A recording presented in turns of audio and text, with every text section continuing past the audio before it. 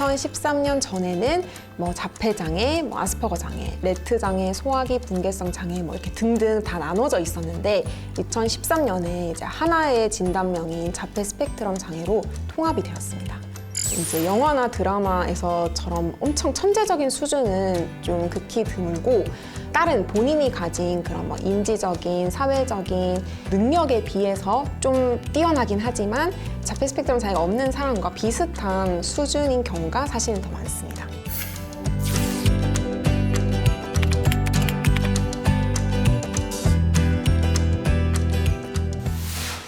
안녕하세요. 세상과 사람의 다양한 이슈를 뇌 분야의 전문 셀럽들과 함께 이야기해보는 브레인 셀럽의 장래혁입니다. 오늘 브레인 셀럽에서 이야기 나눌 주제는 자폐 스펙트럼 장애와 뇌입니다.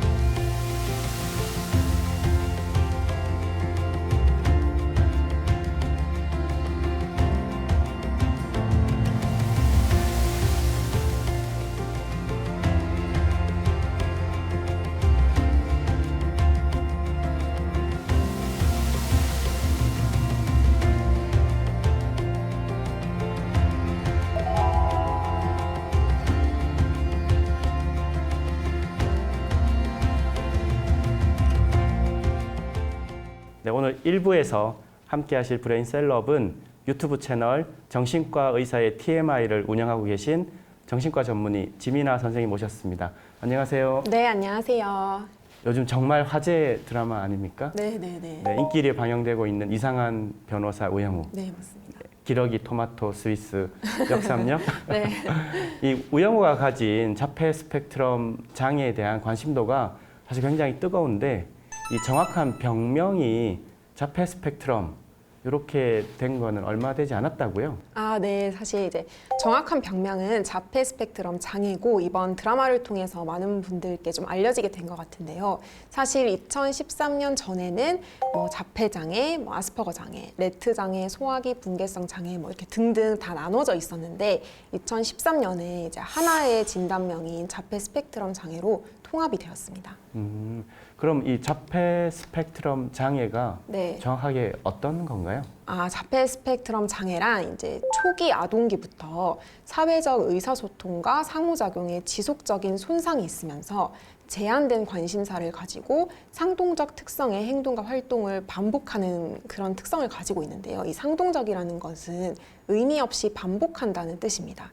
방금 초기 네. 아동기라고 하면은 네. 이게 뭐 기간이 어떻게 보통은 얘기하나요? 이제 증상이 12개월에서 24개월 사이에 인식되는 경우가 많고 증상이 조금 더 심각한 경우에는 12개월 이전에 좀 미묘한 경우에는 24개월 이후에 이제 인식할 수 있습니다. 이게 근데 부모님들이 이 네. 어린 아이들의 이 증상을 사실 빠르게 알아차리고 하는 거 굉장히 불안도 하고 이 아이를 실제로 키우다 보면 그 자체에 대해서 힘들어 하실 것 같은데.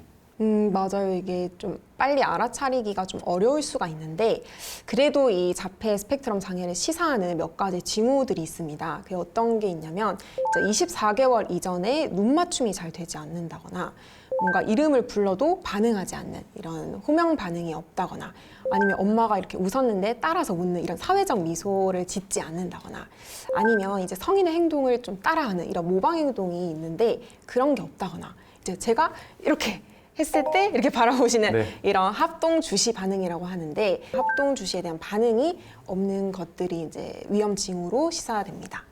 그럼 우리 드라마에서 이 자폐 스펙트럼 장애에 관련된 증상을 살펴볼 수 있을 것 같은데요. 네. 사실 스펙트럼이라는 단어에서 알 수 있듯이 이제 스펙트럼은 같은 자폐 스펙트럼 장애라고 해도 증상이 천차만별로 다양하기 때문에 이 드라마 속에 나타나는 한두 가지의 증상만으로는 좀 진단이 어렵다는 것을 미리 좀 말씀드리고 한번 살펴보겠습니다. 영우, 아빠 봐야지. 어? 영호가 지금 5살인데 아직 말을 못한다고 하셨죠? 엄마 아빠 이런 간단한 단어도요? 전혀 못합니다. 그 그 영상에 이제 나왔듯이 어린 영우가 아빠가 이름을 불러도 반응하지 않는 그런 호명 반응이 없는 모습을 보였고, 또 영상에서 보면 이제 영우가 좌우로 왔다 갔다 이렇게 흔들거리고 있는데, 이거를 이제 상동 운동증이라고 합니다. 그래서 이 좌우로 왔다 갔다 하는 거 외에도 뭐 빙글빙글 돌기나 아래 위로 뛰기나 뭐 이렇게 손가락을 튕기거나 이런 것들이 좀 흔하게 나타나는 상동 운동증들이고요. 또 여기서 아까 영상에서 언어 지연이 좀 있다고 나왔는데, 이건 모든 자폐 스펙트럼 장애에서 항상 나타나는 건 아니지만 아무래도 모방하는 행동도 없고 이런 교류가 적다 보니까 언어를 학습할 기회가 부족해서 언어 지연이 있는 경우가 많습니다. 네, 변호사님. 이런 말 들어보셨습니까? 우리가 심해에 대해 아는 것보다 달의 뒷면에 대해 아는 것이 더 많다. 바다는 너무나 크고 또 깊어서 고래들의 비밀을 굳게 지켜주고 있는 겁니다.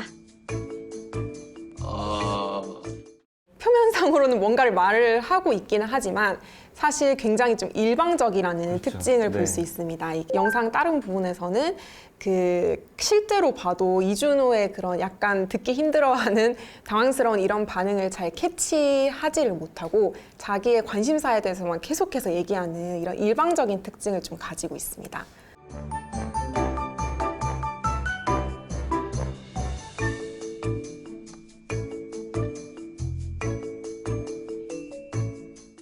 자폐 스펙트럼 장애가 있을 때는 감정을 당연히 느끼지만 이 감정을 좀 비표정이나 제스처와 같은 비언어적으로 좀 표현을 하는 것에도 조금 어려움이 있고, 또 타인의 그런 비언어적인 여러 가지 신호들을 해석하는데도 좀 어려움이 있습니다.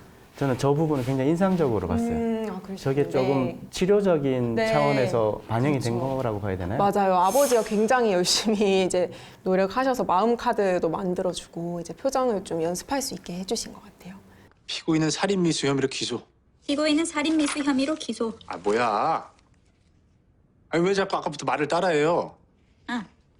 죄송합니다. 네, 이거는 이제 그 자폐 스펙트럼 장애에서 흔하게 나타나는 반향어라고 하는데요. 바로 즉각적으로 피고인은 살인미수로 기소 이렇게 따라하잖아요. 이런 것을 이제 즉각 반향어라고 하고, 또 이렇게 즉각적으로 따라하는 거 이외에도 과거에 들었던 말을 반복하는 그런 지연 반향어가 있거든요. 여기에서 예를 들면 반향어 금지 이런 건 아마도 아버지가 예전에 뭐 반향어 금지, 고래 이야기 금지 뭐 이랬던 것들을 지금 그냥 반복하는 이런 지연 반향어에 해당할 수 있을 것 같아요. 우영우 김밥 하나 주세요. 아침에는 항상 우영우 김밥을 먹습니다. 김밥은 믿음직스러워요. 재료를 한눈에 볼 수 있어 예상 밖의 식감이나 맛에 놀랄 일이 없습니다. 이제 자폐 스펙트럼 장애가 있을 때는 같은 상태를 계속 유지하려고 하고, 그렇게 하는 이유는 작은 변화만 있어도 굉장히 힘들고 괴로움을 느낄 수 있습니다. 여기서 아까 김밥을 좋아하는 이유가 한눈에 무슨 재료가 있는지 예상이 가능하다고 했잖아요. 그게 이제 예상치 못한 변화가 있을 때는 굉장히 괴롭기 때문에 이렇게 첫눈에 재료를 알 수 있는 김밥을 계속해서 먹으려고 하는 거고, 근데 실제로는 김밥을 못 먹는 경우도 사실 많습니다. 왜냐하면 김밥에 너무 많은 그 재료의 식감이 들어가 있기 때문에 그 많은 감각을 견디기가 조금 힘들어서 오히려 김밥을 못 먹는 경우도 있습니다.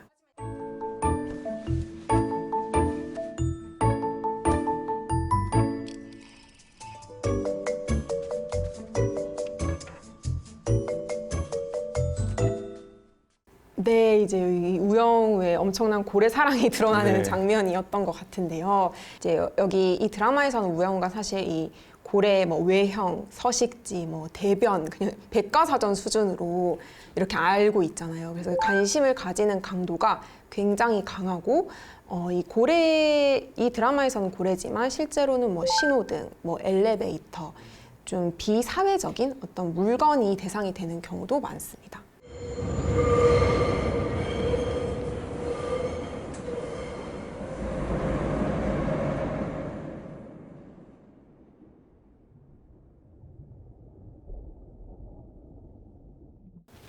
굉장히 저 인상적인 장면이었는데 네. 그 이렇게 빛이 이렇게 굉장히 위기적인 특이한 네네네. 이렇게 하는 게 실제로 그렇게 느끼는 네, 실제로 그렇게 좀 느껴진다고 하니까 얼마나 사실 너무 일상 자극들이 힘들게 많이 느껴지고, 이제 우영우는 특히 좀 청각 자극에 민감한 것 같아요. 그래서 헤드폰 없이는 좀 출근하는 것이 어렵고, 그래서 헤드폰으로 좀 마음의 평화를 주는 이런 식으로 좀 감각에 대한 과잉 반응 혹은 과소 반응을 좀 보이기도 합니다. 통증이나 더위 이런 것에는 또 오히려 너무 둔한 경우가 있어서 상처가 나도 잘 모르거나 뭐 정말 더운데 긴팔을 입고 다닌다거나 이런 경우도 사실 있습니다. 그 꼬맹이가 진짜 변호사가 됐네. 아이고 세상에. 아이고 천재라더니 진짜 변호사가 됐어. 아이고 어디 보자. 잘 컸네. 아이고 이쁘게 잘 컸네. 몸에 닿는 이 감각에 굉장히 좀 민감하기 때문에 우영우가 굉장히 힘들어하는 지금 모습을 보이고 있죠. 그러니까 이게 사람마다 다른 거고, 어떤 사람은 뭐 촉각에 민감한 사람도 있고, 어떤 사람은 뭐 시각에 민감한 사람도 있고, 이제 우영우가 여기 자극에 민감하다고 해서 모두가 그런 것은 아니고 이제 개인차가 있습니다. 네, 드라마를 보면서 설명해 주시니까 이해가 네. 훨씬 빠르고, 이 정말 다행이네요. 스펙트럼 네. 장애가 정말 스펙트럼이 넓으네요. 네, 맞아요. 정말 너무 개인차가 크기 때문에 딱 이 드라마에 나온 것과 다 같지는 않습니다, 사실.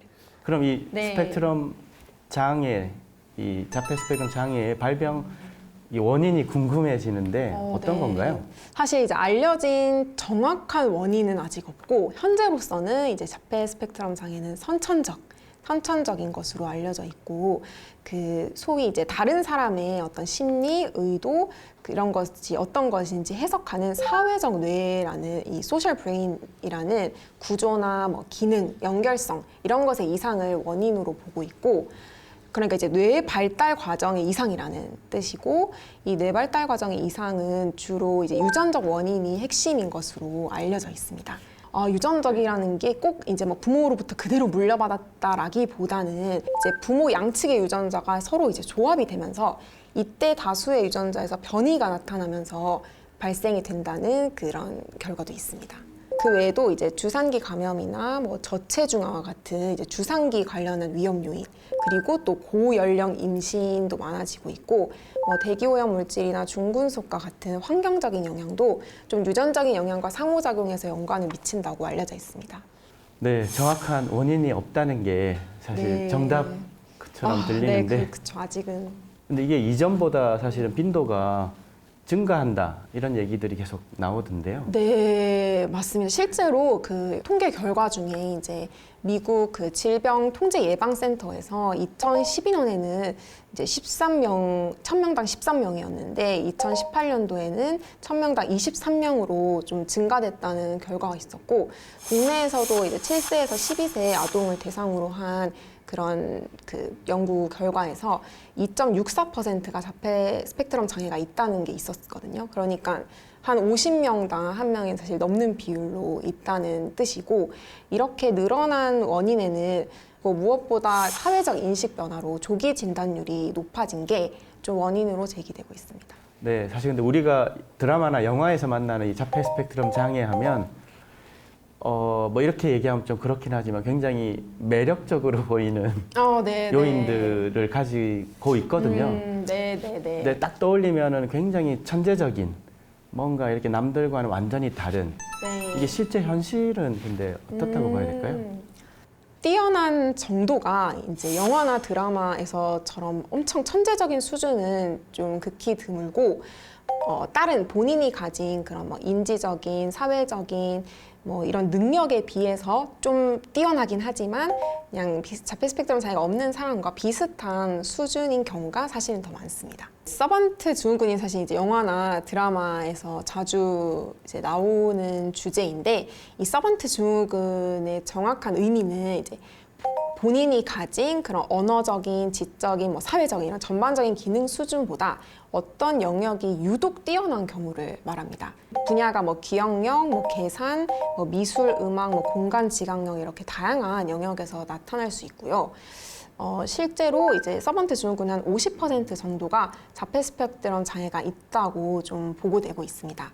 예를 들면은 뭐 굿닥터의 그 주인공 네. 박시호는 사실 이제 자폐를 진단받았지만 그렇죠. 어렸을 때 이제 의학 전공 서적 내용을 다 외운다든지, 뭐 공간 지각력도 굉장히 천재적이고, 이런 경우가 이제 사실 서번트 증후군에 이제 해당되고 이제 영화 레인맨에서도 네. 그런 이제 네, 인상적으로 본 네, 영화. 이렇게 문서를 스캔하듯이 외우는 네. 이런 것도 이제 기억력이 뛰어난 서번트 증후군이고 사실 우영우도 그 드라마에서 나오는데 자기는 회전문도 못 열 만큼 어리석지만 또 법전은 다 외우는 그러니까 어떤 다른 능력에 비해서 암기력이 좀 뛰어난 서번트 증후군에 해당합니다. 그냥 제가 이제 뭐 뇌에 대한 연구자 입장에서 보면 인간의 뇌의 경이로움을 사실 느낄 수밖에 없거든요. 네, 네. 저런 기능은 그럼 인간은 원래 가질 수 있는 능력인가? 이제 연구자들이 얘기를 맞아요, 네. 이제 하고 있는데 정말로 이제 다른 시각에서 보면 인간의 뇌의 능력이라는 거를 다시금 들여다보게 되는 그렇죠. 잠재력이 이제 네, 있을 잠재성이 수 그렇게 있는 있는 거 거죠. 아니야? 네. 어떤 특정한 조건들이 만들어지면 불치의 장애라고는 하지만 아주 특별한 기능들이 네. 깨어나는 거니까. 맞아요. 그래서 정말 이제 꼭 뭐 자폐 스펙트럼 장애도 그렇고 이제 사람이 누구나 뭐 장점과 단점을 다 가지고 있을 수밖에 없기 때문에 우리가 보통은 이제 단점이 있으면 단점에 더 주목하게 되는데 사실은 장점이 없을 수 없거든요. 그래서 그 장점에 좀 더 주목하고 그 부분을 잘 키워나갈 수 있도록 이제 지지해주고 좀 지원해주는 것도 굉장히 중요한 것 같습니다.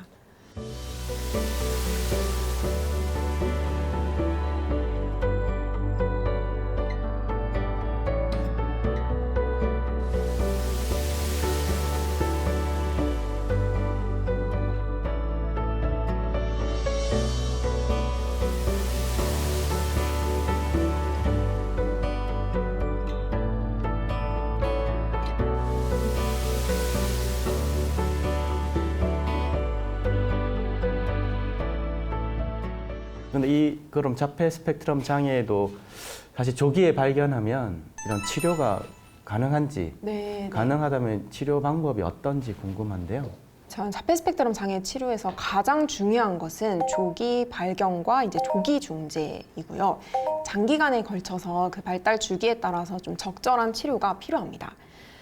치료 목표는 결핍대 영역을 개선하고 동반 증상을 최소화하는 것을 목표로 하고 있고 좀 방법에는 뭐 행동 치료, 언어 치료, 그리고 뭐 특수 교육, 약물 치료 등이 있습니다. 네, 그럼 이 자폐 스펙트럼 장애는 완치는 어려운 건가요? 네, 사실 이제 치료를 꾸준히 하고 또 이렇게 하다 보면 사회성은 많이 개선이 되기는 하지만 이 자폐 스펙트럼 장애의 핵심적인 부분은 대부분은 평생 지속이 됩니다. 그렇지만 이제 지능 지수가 70 이상이고 5에서 7세에 좀 의사소통적인 그런 언어를 습득한 경우에는 예후가 좀 좋다고 알려져 있습니다. 그럼 이 자폐 스펙트럼 장애들을 지속적으로 치료해야 하는 이유? 아무래도 이제 사회성이 떨어지는 부분이 있기 때문에 이로 인해서 좀 적응하는 게 어려움이 계속 발생하면 좀 우울장애, 뭐 불안장애, 뭐 심한 경우에는 이제 자살까지 이어질 수 있는 그런 동반 질환의 병발 위험성이 크기 때문에 조기에 발견해서 좀 치료를 꾸준히 하는 것이 필요합니다.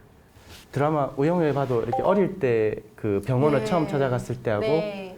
지금 비교하면 사실 엄청난 차이가 맞아요. 네, 이런 진짜. 것도 네. 가능한 건가요? 네, 실제로 이런 사회성 부분은 많이 개선이 가능합니다. 많이 개선이 가능하고 오히려 뭐 이제 약간의 강박 행동이라든지 이런 상동 행동이라든지 뭐 이런 것들 같은 계속 상태를 추구하려는 경향이라든지 이런 거는 좀 오히려 개선되기가 어렵지만 사회성은 충분히 많이 완화되는 경우도 있습니다.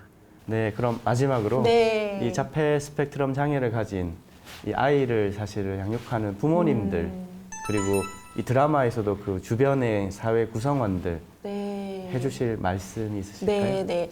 사실 이 자폐 스펙트럼 장애는 누구의 탓도 아니고 양육을 잘못해서 생기는 질환이 전혀 아닙니다. 사실 자폐 스펙트럼 장애를 가진 자녀를 이제 양육하시는 대부분의 부모님들이 굉장히 각별하게 애정과 정성을 들이면서 키우시지만 정작 좀 아이가 더 힘들 텐데 아이가 이렇게 아픈데 내가 더 참고 해야지 내가 뭐든지 다 해야지 이런 마음으로 하시다 보니까 정작 이제 부모님 스스로들 마음이 좀 방치가 되는 경우가 많습니다. 그래서 아이가 좀 소중하고 특별한 존재인 것처럼 부모님들도 모두 소중하고 특별한 존재라는 말씀을 꼭 드리고 싶고요. 무엇보다 좀 사회적인 관심이 필요합니다. 드라마가 이슈가 된 것만큼 많은 분들이 좀 자폐 스펙트럼 장애를 더 잘 이해할 수 있는 계기가 꼭 되었으면 좋겠고요.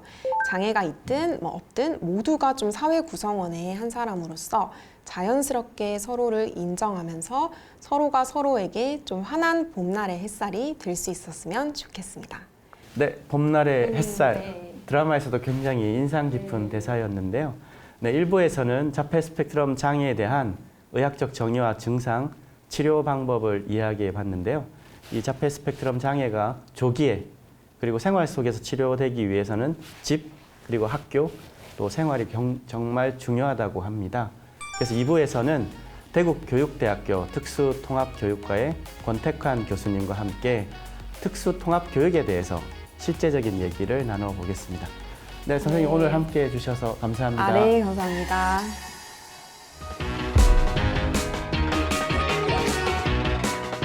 친환경적인 맨발로 달리고 열심히 뛰고 했더니 확실히 초점을 잘 맞춘다든가 우리가 친환경적인 환경을 제공하면 눈에 띌 정도로 금방 알아볼 정도의 자폐가 그만큼 줄어든다, 이제 그런 이야기이죠. 그 근처에 있는 아이들은 확실히 정서행동 장애가 떨어진다는 통계를 많이 봤습니다. 아이들 뇌파를 촬영해 보니까 인지 속도, 인지 강도, 집중력 뇌파가 훨씬 높아져 있더라. 그래서 아이들의 정서는 좋아지고 뇌 시냅스는 활성화되어 있더라. 많은 연구들에서 나와 있습니다.